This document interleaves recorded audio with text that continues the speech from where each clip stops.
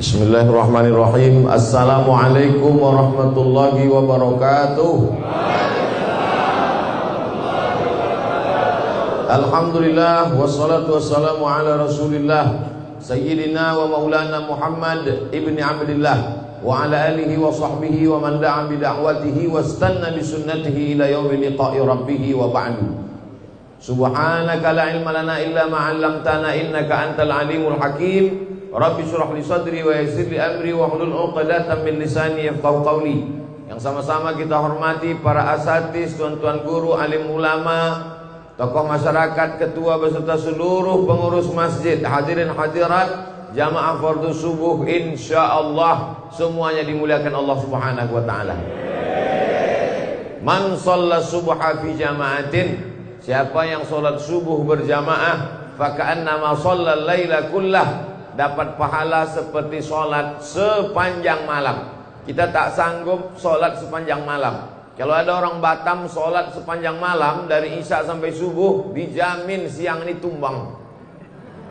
Karena kita ini memang manusia yang terbatas, tidurnya terbatas, tegak sholat lama terbatas, berzikir terbatas, makan yang tak ada batas. Tapi kalau sudah melakukan aktivitas ada batasannya, maka Allah tahu kita tak sanggup, kita tak mampu, lalu kemudian Dia kasih keringanan, cukup dengan sholat subuh berjamaah. Alhamdulillah, masjid kita ini, masjid apa namanya? Nurul Huda. Masjid Nurul Huda ini luar biasa. Karpetnya cantik, kipasnya banyak, suara mikrofonnya pun terang benderang. Imamnya pula hafal Quran 30 juz. Masjid lain imamnya hafal juga tapi juz 30. Di Masjid Nurul Huda 30 juz. Suaranya pun sedap, doanya pun mantap, tak ada kurangnya. Jamaah melimpah ruah. Nampaknya macam-macam tak sampai Covid ke Batam. Karena sampai sekarang belum ada teori yang mengatakan Covid ini bisa berenang untuk sampai ke Pulau Batam. Tapi walaupun begitu, fotonya jangan di-share. Nanti saya bisa kena pidana. Ini namanya pidana Covid. Kalau mau diambil foto saya sendiri aja lah. Jamaah ini jangan nampakkan. Jarang-jarang saya pakai jas Jenderal Sudirman ini. Mantap ya. Ada pula namanya dalam, Abdul Somad. Dikasih orang Batam. Malam tadi dikasih sama orang Batam.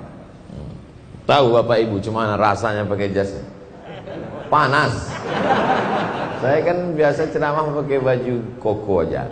Nah, ini perlu dijelaskan. Jangan sampai nanti jamaah berbisik-bisik, kenapa Ustaz tuh penampilannya agak lain sekarang.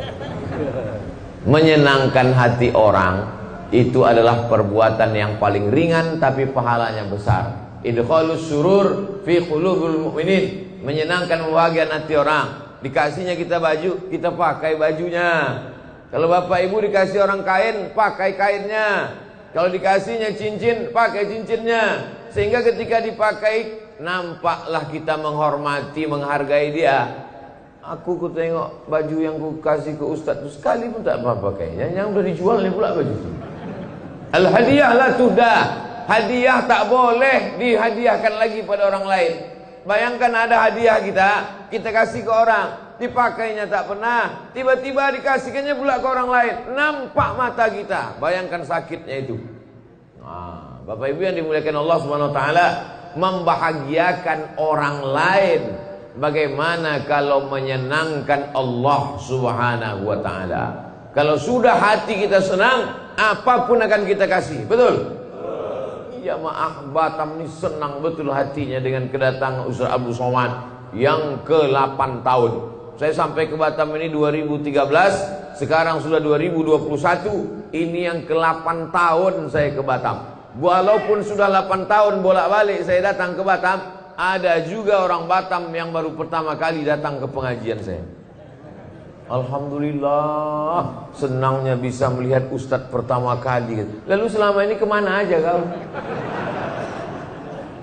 Saya selama ini cuma dengar online aja Pak Ustaz. Ini kan zamannya online sekarang. Anak-anak sekolah online.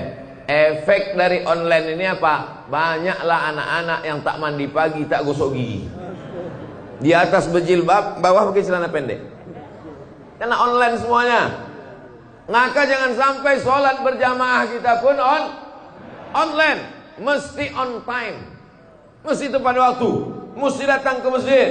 Walau berjarak, pasang jarak, social distancing. Tapi yang namanya memakmurkan masjid tetap tidak ditunda. Kalau cerita tunda-tunda, Covid ini mulai marak Januari 2020. Sekarang sudah 2021. Dia tak pergi-pergi.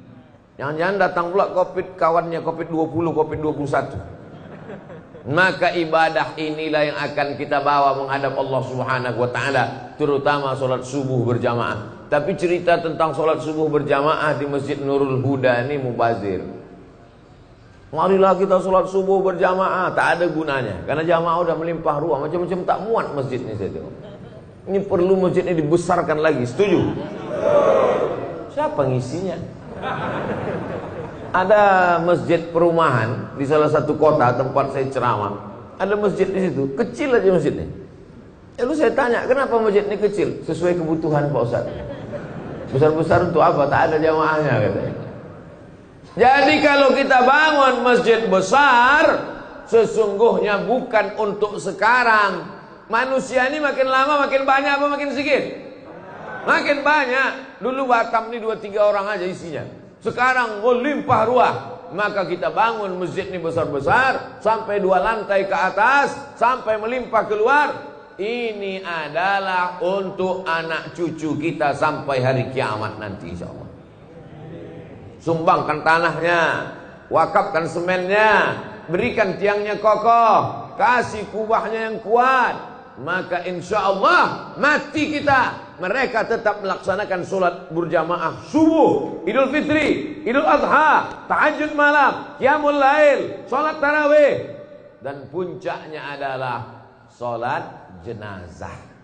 Puncak sholat itu sholat jenazah itulah. Sampai 4 kali takbirnya. Didoakannya kita, Allahumma fir lahu warhamhu wa'afihi wa'fu anhu waj'alil jannata maswahu. Allahumma ja'al qabrahu raudhatan min riyadil jinan. Jadikanlah kubur Abdul Somad salah satu dari taman-taman surga.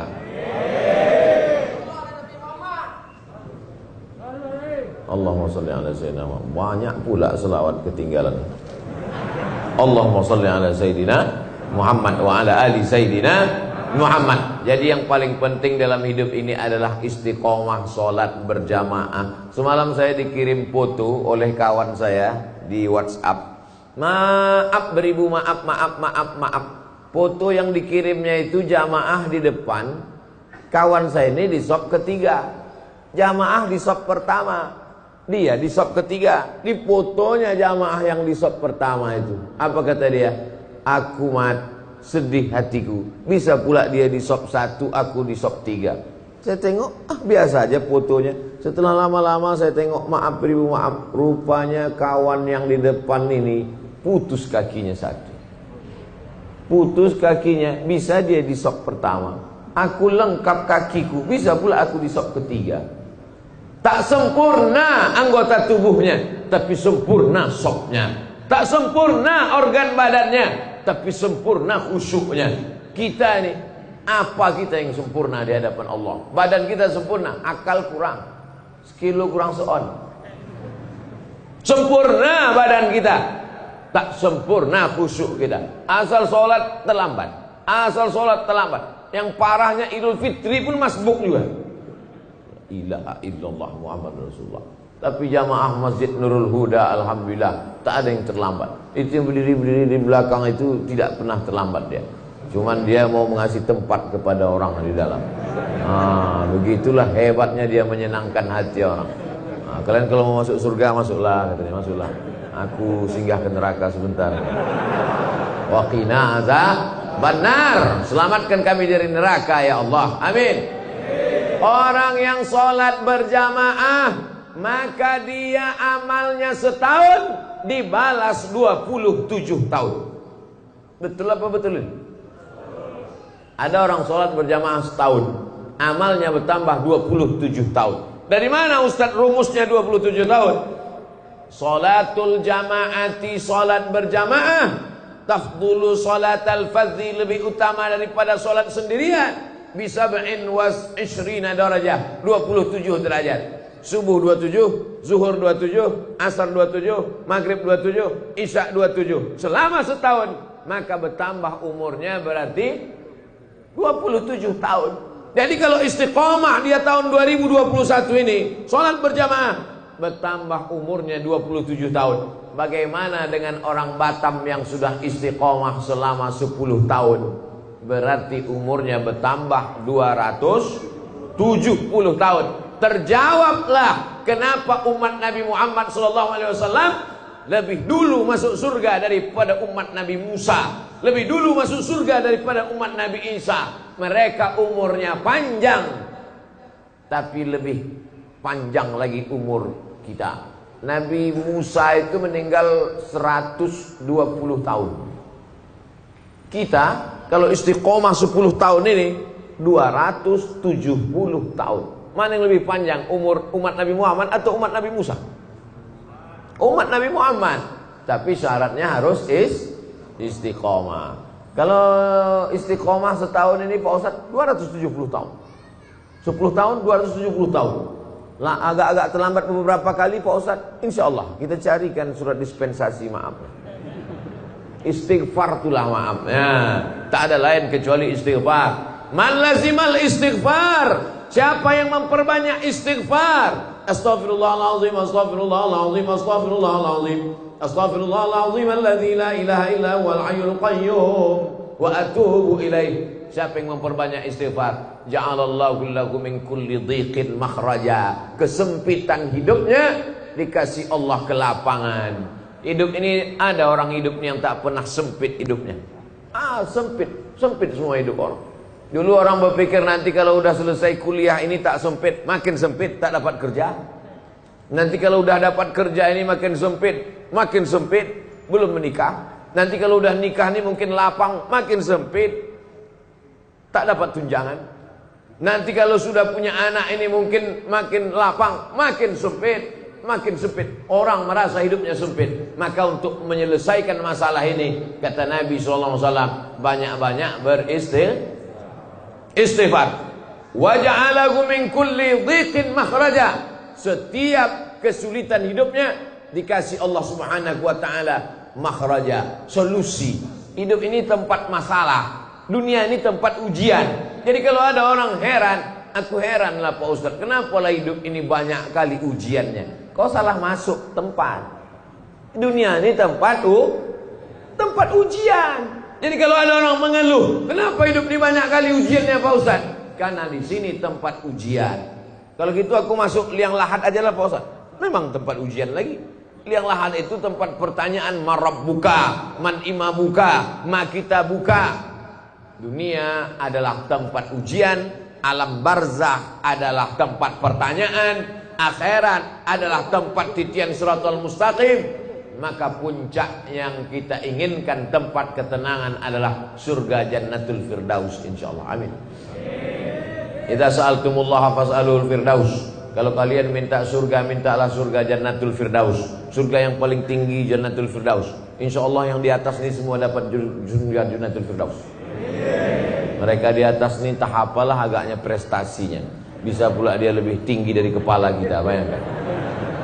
Bapak Ibu yang dimuliakan Allah Subhanahu wa taala, tidak ada larangan masjid lantai 1, lantai 2, lantai 3. Seandainya masjid itu tidak boleh lantai 1, lantai 2, lantai 3, tak akan ada Masjidil Haram sampai 4 lantai ke atas, tak akan ada Masjid Istiqlal tinggi menjulang ke atas. Artinya mereka bukan tidak hormat, tidak sopan, tidak santun. Memang masjid ini sekarang ke atas, karena kalau ke samping mahal pembebasan tanah-tanah. Tapi masjid ini memang ke atas. Ke depan perlu lantai atas. Lantai paling tinggi di atas tempat convention hall. Lantai keduanya tempat orang pelatihan-pelatihan. Pertemuan di atas, pelatihan-pelatihan. Supaya apa? Setiap tempat itu efektif. Jangan pernah berpikir cukup masjid sampai sekian. Tidak. ke depan masjid mesti lebih ramai. Kenapa? Karena orang berkumpul di masjid. Manusia di kota paling besar kota, paling hebat kota, tapi jiwa orang kering kerontang. Maka untuk membangun jiwa manusia itu, untuk menyuburkan imannya, untuk memperkuat keyakinannya, maka solusinya adalah masjid. Di kantor dia stres, ditekan atasan. Sampai di jalan sedang suntuk-suntuk, salah tengok rambu, kena tilang pula. Udah jelas-jelas di situ. Ada razia, tapi tak nampaknya. Prit, kena. Di kantor ditekan atasan, di jalan pula kena razia, balik rumah pula anak menangis tak berhenti-berhenti. Di manalah dia mendapatkan ketenangan? Maka ketika terdengar suara azan maghrib, Allahu Akbar, Allahu Akbar, datang dia ke masjid. Habis kena air wudhu, bersih kepalanya, tenang pikirannya, masuk dia ke masjid. Beban berat hidupnya diadukannya kepada Allah. Allahu Akbar.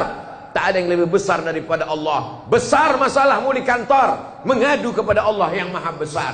Besar masalahmu di rumah, ada Allah yang maha besar. Allahu Akbar. 2 kali dia katakan Allahu Akbar. Habis itu apa kata dia? Allahu Akbar kabira, walhamdulillahi katsira. Aku kemarin dipuji-puji orang, sekarang orang tak memuji lagi. Kemarin disanjung-sanjung orang, sekarang orang tak menyanjung lagi. Dulu kalau sambutan ketua masjid, sambutan kepala sekolah, disebut namanya. Sekarang sudah tidak sebut-sebut lagi. Orang yang gila pujian, ketika tak dipuji stres. Nama penyakitnya post power syndrome.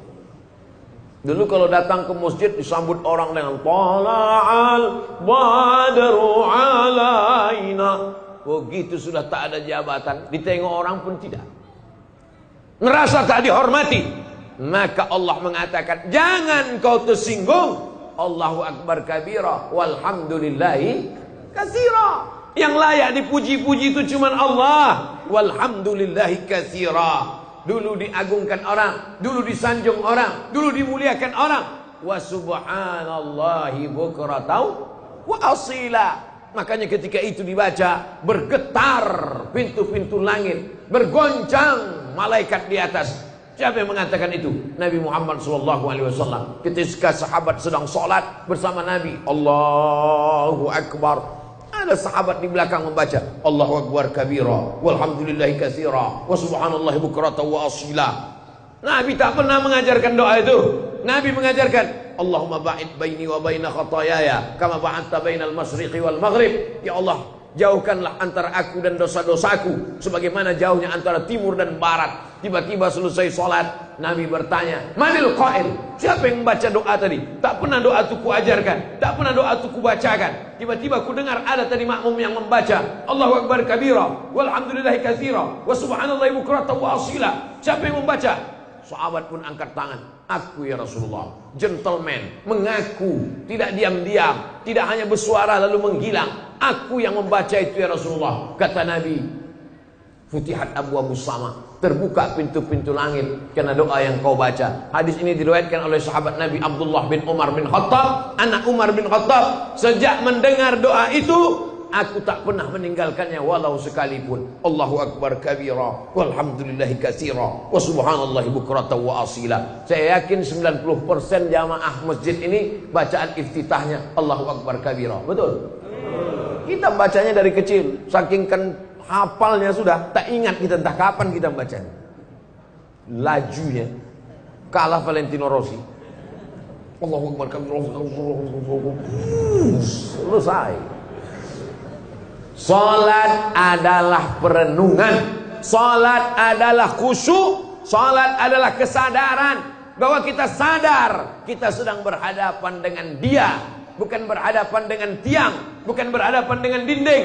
Salat adalah kita berhadapan dengan Dia. Siapa Dia? Wajjahtu wajhiya, ku hadapkan wajahku. Aku bukan menghadap gubernur, aku bukan menghadap presiden, aku bukan menghadap menteri. Aku menghadapkan kepada Dia yang menghidupkan gubernur, yang menciptakan presiden, yang mematikan pejabat-pejabat. Yuhyi wa yumit wa huwa ala kulli syai'in Wajjahtu wajhiya lilladzi fataras samawati wal arda hanifan musliman wa ma ana minal musyrikin. Inna salati wa nusuki wa mahyaya wa mamati lillahi rabbil alamin. Kalau sudah kita serahkan semua urusan kita ke Pak Kades, insya Allah selamatlah KTP kita. Amin.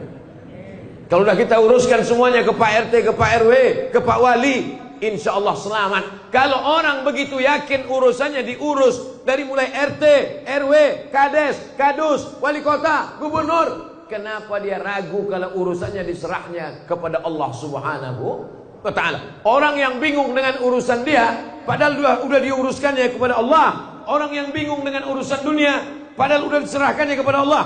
Sama seperti orang naik pesawat, dipeluknya kopernya. Naik dia ke pesawat, dipeluknya kopernya kuat-kuat. Datang pramugari tanya, Pak, kopernya di atas aja. Enggak, aku takut jatuh. Apa pula kau takut koper ini jatuh? Kau aja pun belum tentu selamat sampai tujuan. Tapi kalau sudah kau ikatkan safety belt, sudah kau ikatkan, apa namanya kalau kita naik pesawat tuh? Nah, ikat pinggang. Seat belt. Kalau udah kita ikatkan seat belt, maka insya Allah selamatlah kita. Tercabut atap pesawat itu, tapi orang yang duduk di kursi pesawat tak lepas. Kenapa? Karena seat belt. Seat duduk, belt ikat pinggang. Seat belt duduk dengan pinggang terikat. Tercabut atap pesawat, maka semua penumpang yang ada di situ selamat. Yang hilang siapa? Pramugari. Kenapa? Karena pramugari tak pakai seat belt. Begitulah pengorbanan dia. Makanya ke saya kalau dicapa pramugari itu saya jawab, Pak Ustadz, iya kata saya. Kenapa? Karena dia udah berkorban untuk kita. Bapak ibu yang dimuliakan Allah, ada ibu-ibu di sini. Masya Allah, tabarakallah. Ibu-ibu sebetulnya tidak sholat ke masjid, tapi karena ada pengajian, karena amanah, perempuan sholatnya di rumah, di dalam kamar, di dalam tempat yang sempit. Sekarang ada orang melarang, jangan sholat ke masjid, perempuan jangan ke masjid, tapi ke mall boleh. Padahal di masjid dia tertutup, padahal di masjid dia dekat dengan Allah. Maka maksud hadis perempuan sholat di tempat yang sempit, di kamar yang tertutup, di dalam rumah, maksudnya kalau terjadi fitnah.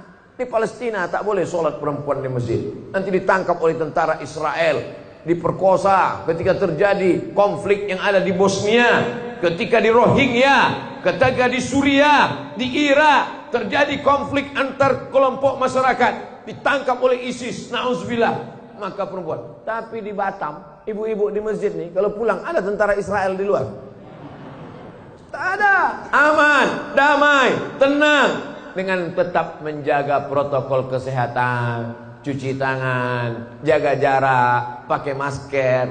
Ustadz ceramah pakai masker, ustadz aja tak pakai masker. Nih pakai masker, walaupun di dagu. Tak ada nanti orang mengejek-ejek. Apa itu Abdul Somad ceramah tak pakai masker? Nih tak nampak kau pakai masker. Jamaah ini insya Allah tak ada mengejek-ejek saya. Tapi kalau di-upload ini nanti haters banyak. Bahasa Inggrisnya haters, bahasa Arabnya syaitan. Yang jempolnya begini tuh. Apapun isi ceramah ini ya. Orang yang memang dibayar untuk ngasih ini. Tapi ibu yang dimuliakan Allah Subhanahu wa ta'ala. Tapi kita tak peduli pada itu semua, karena amal kita adalah lillah. Lelahku lillah.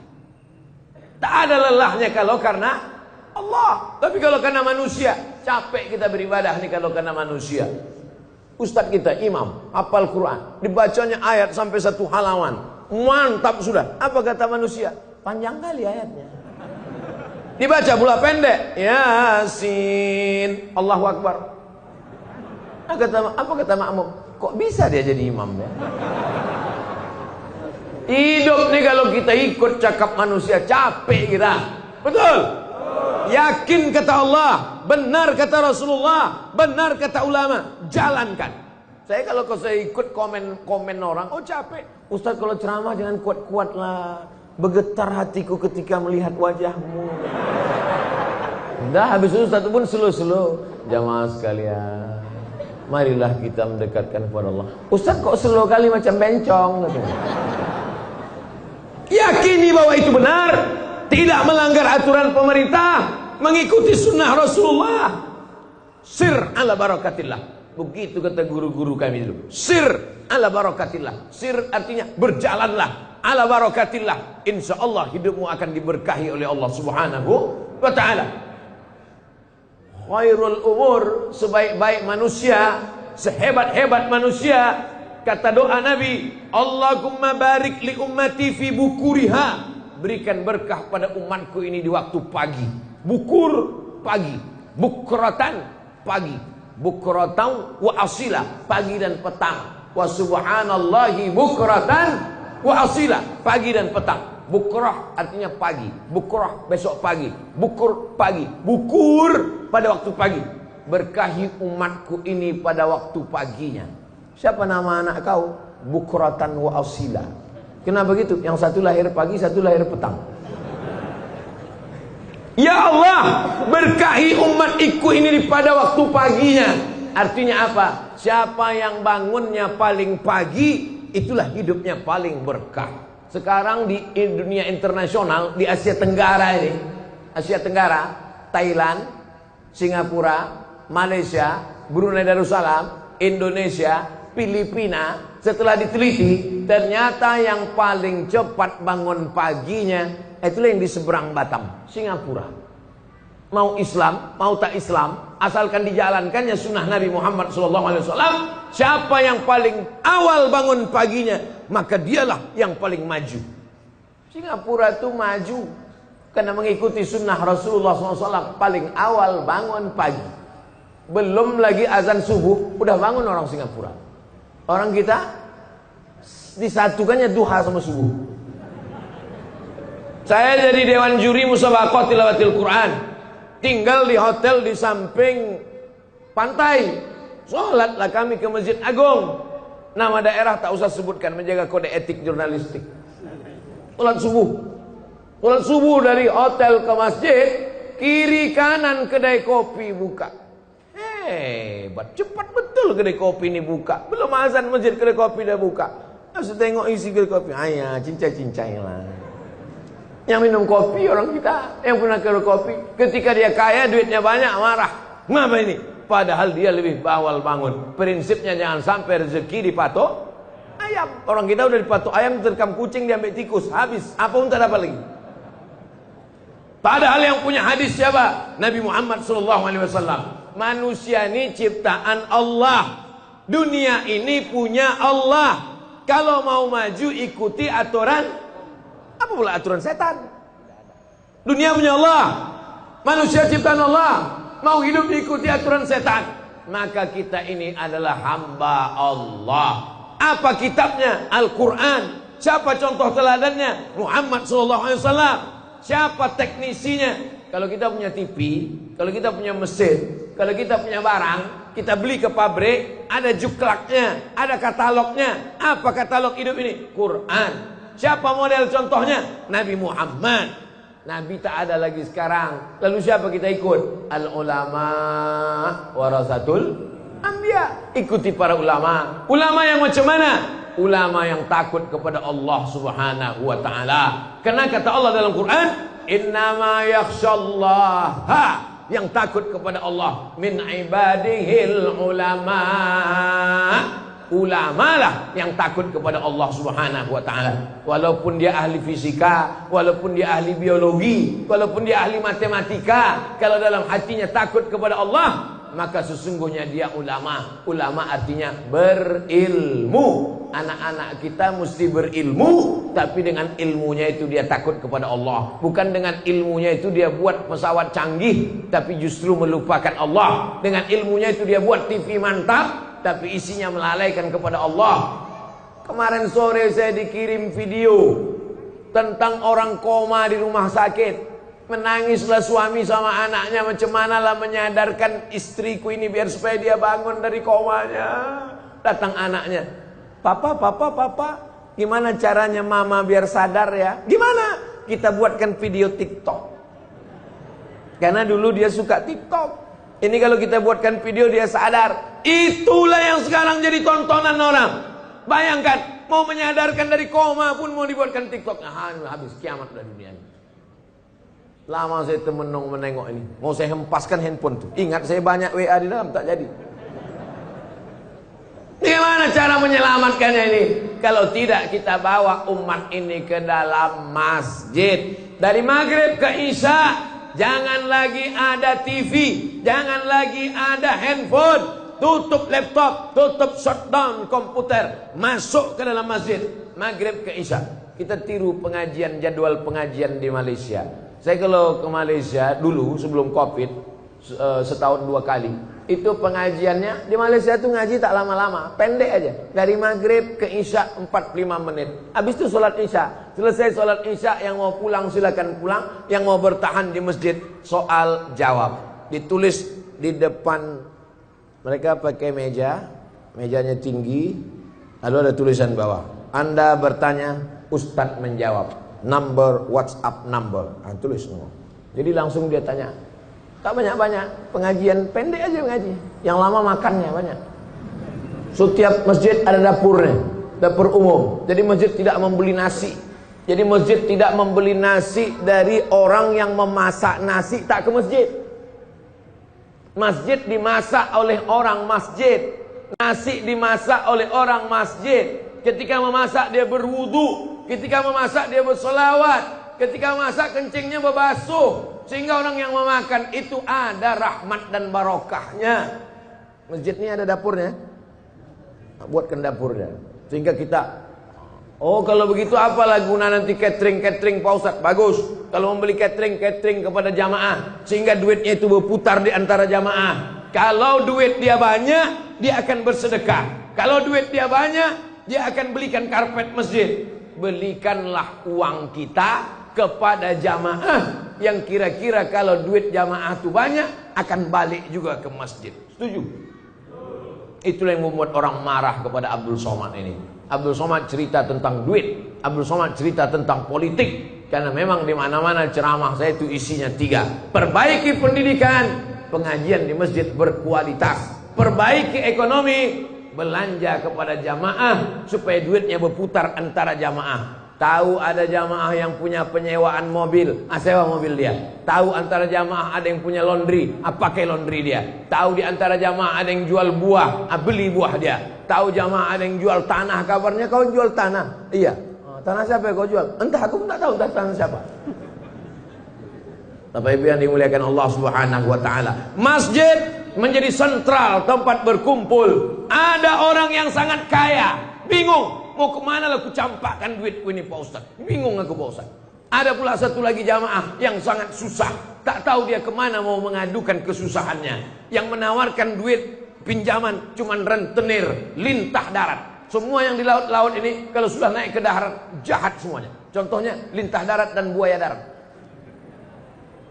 Maka datanglah jamaah masjid. Masjid mempertemukan antara pejabat dengan rakyat. Masjid mempertemukan antara orang kaya dengan orang yang susah. Bertemunya di mana? Di dalam masjid.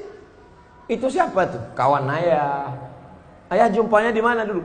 Di Masjid Nurul Huda, Perumnas Geria Sagulung Permai Blok E nomor 1A Sagulung Batam. Udah kusebutkan alamatnya lengkap, tak juga datang, entahlah. Di mana jumpanya? Di masjid. Di mana disolatkan jenazahnya? Di masjid. Di mana dia mengadukan kesusahannya? Di masjid. Diangkatnya tangannya, Allahu Akbar. Ditempelkannya keningnya ke lantai, lalu diucapkannya Subhana Rabbiyal A'la wa bihamdi. Kalau duitnya banyak, di mana diletakkannya duitnya yang banyak itu? Di masjid. Sampai ke masjid tengok, apalagi yang kurang. Ini nampaknya udah tercabut-cabut kubah ini. Berapa? Tanya. Ini nampaknya berapa? Ini nampaknya kipas angin tak hidup. Kenapa? Segitu. Jangan ketika duit banyak ke mall, pas duit tak ada ke masjid. Orang yang model begini, jenazahnya jangan disolatkan, bawa ke jembatan Barelang. Bapak Ibu yang dimuliakan Allah Subhanahu wa taala, insyaallah tak ada. Itu maka saya katakan begitu. Insyaallah semua jamaah masjid ini baik-baik semuanya insyaallah. Amin. Jam berapa waktu sholat maghrib di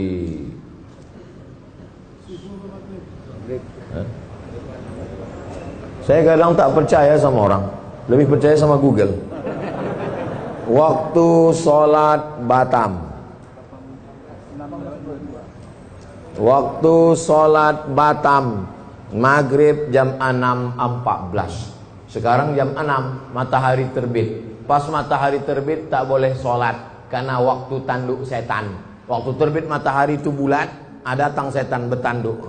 Kata setan, matahari itu bulat gini. Waktu matahari bulat, datang setan menghampiri matahari dengan dengan tanduknya.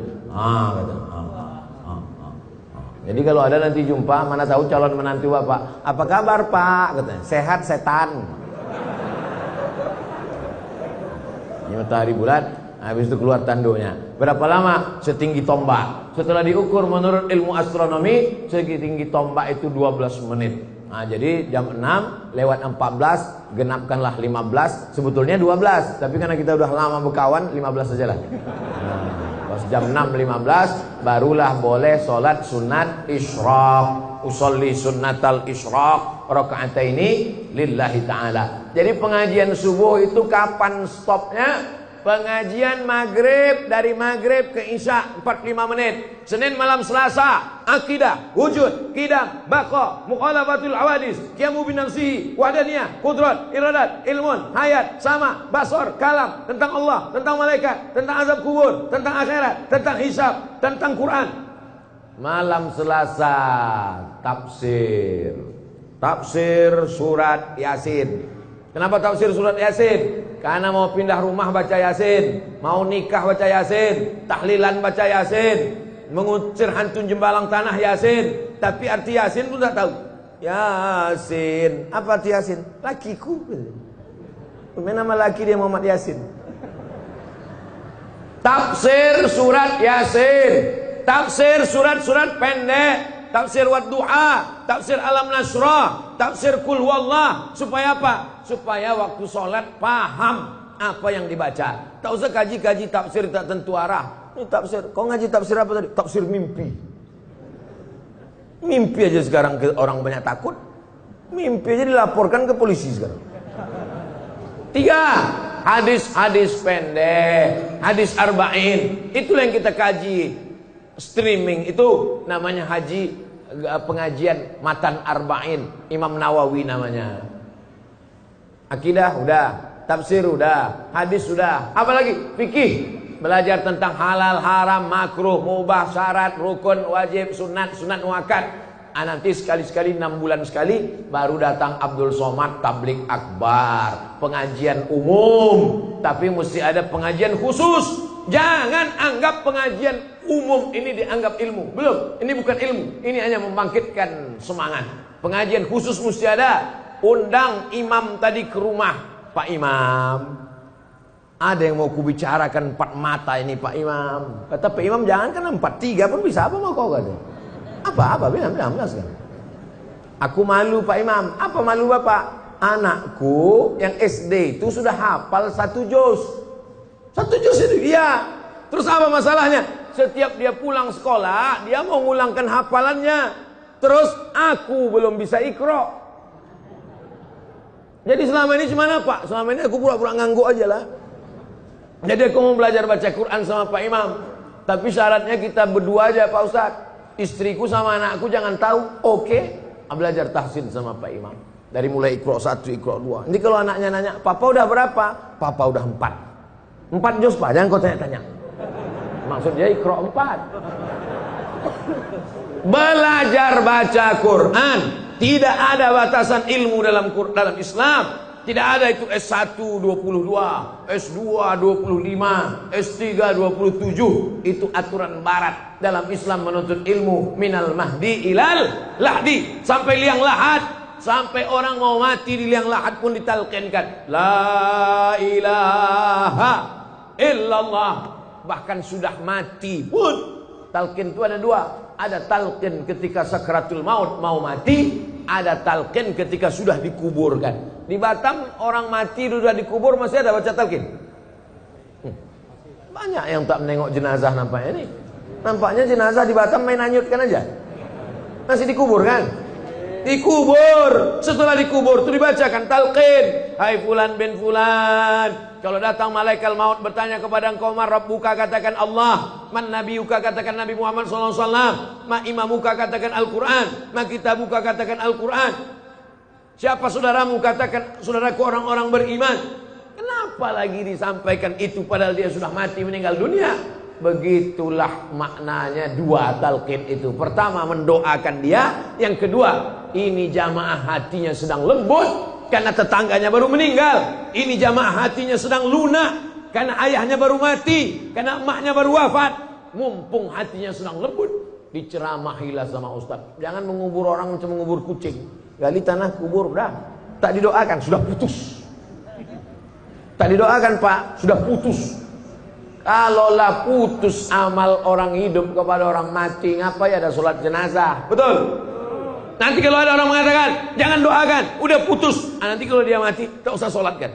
Ditanya sama anaknya, enggak kita sholatkan, udah putus. Sikit putus, sikit-sikit putus.